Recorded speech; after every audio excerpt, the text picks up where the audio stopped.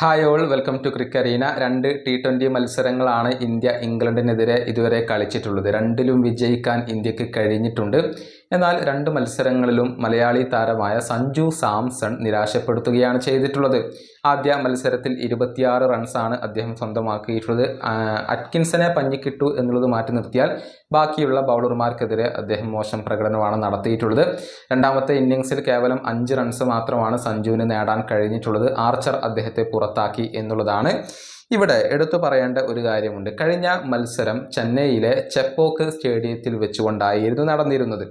അവിടെ സഞ്ജുവിന് തിളങ്ങാൻ കഴിഞ്ഞില്ല. പക്ഷേ ഇത് ആദ്യമായിട്ടല്ല അങ്ങനെ സംഭവിക്കുന്നത്. ചെപ്പോക്ക് എന്നും സഞ്ജു സാംസണിൻ്റെ ഒരു പേടി സ്വപ്നമാണ്. അത്തരത്തിലുള്ള കണക്കുകൾ പുറത്തേക്ക് വന്നിട്ടുണ്ട്. അതായത് ആകെ 11 ഇന്നിങ്സുകളാണ് T20യിൽ ചെപ്പോക്കിൽ വെച്ചുകൊണ്ട് സഞ്ജു സാംസൺ ഇതുവരെ കരിയറിൽ കളിച്ചിട്ടുള്ളത്. ഈ 11 ഇന്നിങ്സുകളിൽ നിന്ന് കേവലം 134 റൺസ് മാത്രമാണ് സഞ്ജുവിന് എടുക്കാൻ കഴിഞ്ഞിട്ടുള്ളത്. അതുപോലെ തന്നെ ആവറേജ് വരുന്നത് 12.18 ആണ്. സ്ട്രൈക്ക് റേറ്റ് വരുന്നത് 100 ആണ്.